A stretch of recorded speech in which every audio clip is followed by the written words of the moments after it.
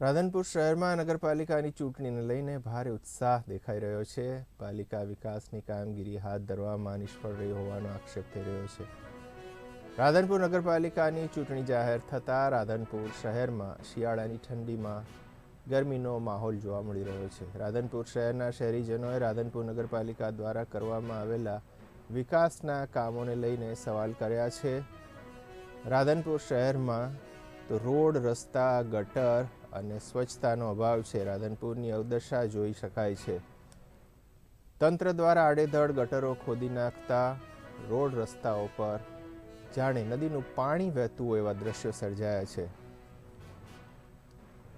છેલ્લા 10 વર્ષથી રાધનપુર નગરપાલિકાની અંદર ટકે શેર ભાજી, ટકે શેર ખાજા, અંધેરી નગરું ગંડુ રાજા જેવું જે એકદમ એમ કહેવાય કે કુશાસન ચાલી રહ્યું છે, ત્યારે અમને તો કોઈ રસ નથી। અમે તો પ્રજા છીએ, નાગરિક છીએ, અને જાગૃત નાગરિક તરીકે અમારી પોતાની ખેવના હોય કે અહીંની જે સ્થાનિક જે અહીંની અમારી ચેષ્ટાઓ છે કે પાણી, ગટર લાઈન અને અમારું એક સ્થાનિક આરોગ્યથી લઈ અને રક્ષણથી લઈને આ બહુ અમારી નાની એવી વાત છે।